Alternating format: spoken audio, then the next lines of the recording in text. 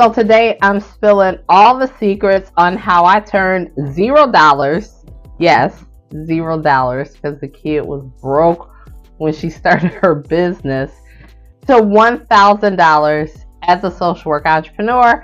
And not only am I going to tell you how I did it, but I'm also going to show you how you can do it too. So let's get into it. So my first two businesses failed miserably.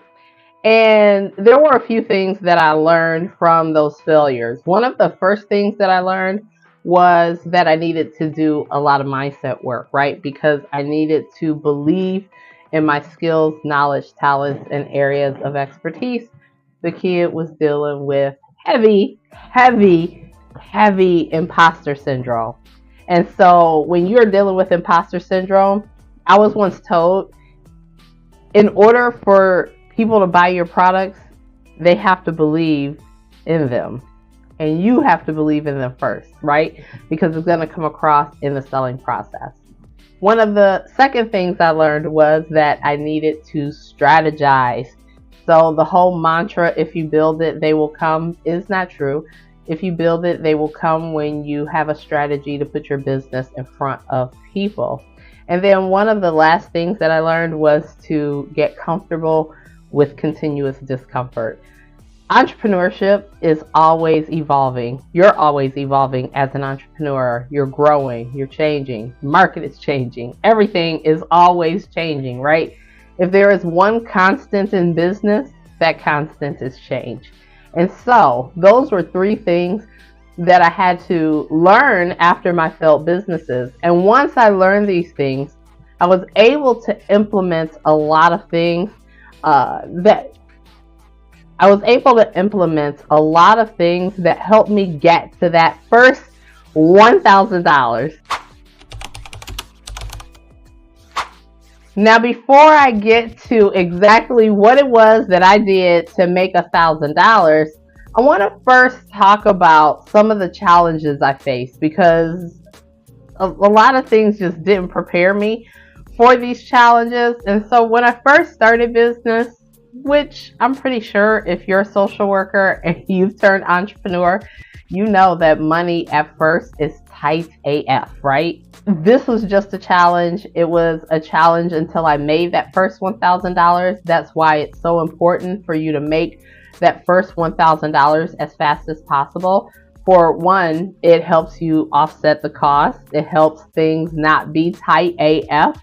And two, it helps you build your confidence around making money. Another challenge that I faced was what I like to call the entrepreneurship roller coaster. I didn't name it this. There's a whole book named The Entrepreneurship Roller Coaster by Darren Hardy. And so basically this just speaks to the ups and downs that you deal with as an entrepreneur. When I was a new entrepreneur, no one had prepared me for the ups and downs, and they're more emotional ups and downs than anything. Like, a lot of the things that I was thinking was, is this gonna work? Will this work for me? Because clearly it's working for other people, but would it work for me? Am I good at this? Who's gonna pay me that? You know, like, what makes me an expert? And so those are a roller coaster of emotions, right? There were days that I would feel like super pumped, I got this. And then the next day I would feel really deflated, like I don't got this. So I had to get used to that, and it was a bit challenging. And then one of the last challenges I faced multiple challenges, but one of the last that I'll talk about in this video is the fact that I had to get comfortable with the process. And so what do I mean by that? Entrepreneurship is a process. A lot of times, new entrepreneurs are solely focused on the destination. So maybe that is getting to your first 1K, right? In your business, make your first 1K. And so people are so focused on that. But you make your first 1K, and then guess what? You're like, okay, now what? Okay, now it's time to make 10K. And so there's another hurdle to cross, right? And so getting used to that process, being okay with the process, the journey and not just the destination.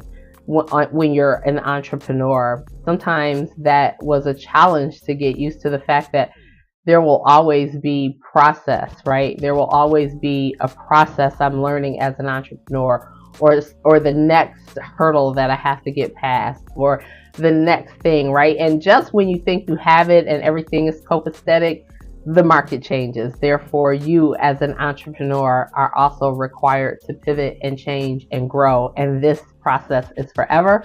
And so at some point, you have to fall in love with the process of entrepreneurship.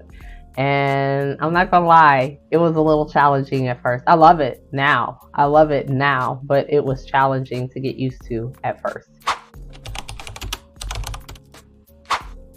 So one of the first lessons that I learned on this journey to my first 1,000 is the fact that all you have to do is get 1% better each day. And I learned this from Sean Canal over at Think Media. I hope I'm saying his last name correctly, but he's a YouTuber. He has a channel called Think Media. I will link to it in the description box below. But over there, he was doing a coaching session or a mentoring session or a live stream session. And he talked about the fact that your sole goal, he was speaking specifically with YouTube, but I apply this to my entrepreneurial journey in general, is that your sole goal is to just get 1% better each day. Just improve by 1% each day. And when I sat down and thought about it, it was like mind-blowing, right? Because essentially, if I took the small increments of getting or improving my business, improving myself, improving whatever, improving something 1% each day, that would be a 365% improvement at the end of the year, which is huge. So I focused on getting better by 1% each day, which was very doable. The next lesson I learned was being patient and open to learning. You know, I'm one of those headstrong, fiery Aries. Listen, if you follow astrology, my ascending is Virgo, my sun is Aries, my moon is Capricorn. Anybody who knows astrology means business, right? All of those mean I stand on business. Now, standing on business can be difficult when you need to be patient and open to learning, right? And so that was something I had to work on. I had to be, because see, I'm the type of person, I want it now. Matter of fact, I wanted it yesterday. I wanted it completed yesterday. But it don't always work like that. It doesn't always work like that. It never works like that in business. So I had to really get used to being open to learning and being patient, and that was really a struggle for me. May not be for you. It was a struggle for me, but it was definitely a lesson that I learned. And then one of the third lessons I learned, and again, I learned a multitude of lessons, but one of the third that I'll talk about in this video is the fact that once you learn how to make $1,000, once you learn that process, then baby, you know how to make $10,000. You know how to make $100,000 after that. The hardest part is figuring out the first 1,000. The first 1,000, just make the first 1,000. And once you figure that out, you can make $10,000. And once you figure that out, you can keep going, right? And so, those were some of the lessons I learned along the way in this process. Now, let's get to the actual steps that I took and that you can take as well to make your first $1,000. So one of the first steps that I took and that I recommend you take is knowing the numbers, right? And so entrepreneurship, sales, is a numbers game. This is why it's so important to get your business in front of as many people as possible, because people are going to tell you no. They're supposed to tell you no. And the thing is, the more no's you get, the closer you get to your yes. And the closer you get to your yes, the closer you get to really refining and understanding your target audience that much better. So I always talk about selling to your email list, They are a warm audience. Building an email list is very important. When you sell something, it typically has a conversion rate, especially if it's e-commerce selling that's going on. It typically has a conversion rate anywhere from 2 to 3% is a safe number. Now, do people convert higher than that? Yes. Do people convert lower than that? Yes. But on average, the average person converting sales through their email is converting at 2.5%. So we'll say between 2 and 3%. Now, if you have 250 people on your email list and you make a sales offer to those 250 people, if you know that you're converting at about 2.5%, that means that you are going to convert about 10 people. So that's 10 sales. You're going to make an offer to 250 people and you're going to get 10 sales. Now, do you want to get 10 sales at a $10 product each? Or do you want to get 10 sales at a $100 product each? Because that $10 product, you sell 10 of those, you made $100. That $100 product, you sell 10 of those, you've made your first 1,000, right? So know the numbers. Know who's on your email list, how many people you have. So the next thing that you want to do is you want to take a look at your skills, knowledge, talents, and areas of expertise. And you want to place a monetary value on your skills, knowledge, talents, and areas of expertise. Now, again, you want this monetary value to be high ticket. So for me, my initial product or service that I was selling was a service. It was building websites. And so while now my websites start at $3,500 and range all the way up to $10,000, back then, I knew that I could make a lot of money on this skill set, right? I knew it would have a high return on the investment. And so I chose that as the skill to monetize at that time. Now, I've still monetized this skill, but I've gone on to monetize other skill sets that I have, other areas of knowledge, talents, and expertise, right? But this was my low-hanging fruit. I knew it was high ticket as far as price. I knew how to build the sites, right? So really it was just about finding my target audience, which my target audience became behavioral health providers, right? And so that perfect mix, once I figured out those skills, knowledge, that perfect mix. So there was that perfect mix. Once I was able to figure out my skills, knowledge, talents, and areas of expertise, I was able to place a monetary value on that. The next thing I did was created an introductory offer, right? So when I started building websites, while they might be $3,500 now to start out with and range up to 10 grand, that was not the case back then. I did my first website for $450. And then I upsold at the very end of the build. I upsold maintenance services at a price per month that got me to the $550 additional dollars to make that $1,000, right? And now the second website that I built after that, I charged $1,500, and I kept going up in price until I got to the price that it would be permanently. But I created an introductory offer. Now, why did I do that? Why did I create that introductory offer and offer it at a lower rate? Because I offered it at a lower rate in exchange for a testimonial and feedback from that person, so I could have social proof. Sales become a lot easier when you have social proof. Other people who have utilized your service or product and it's been helpful for them, when you get a testimonial from them, it goes further than anything else that you could possibly have.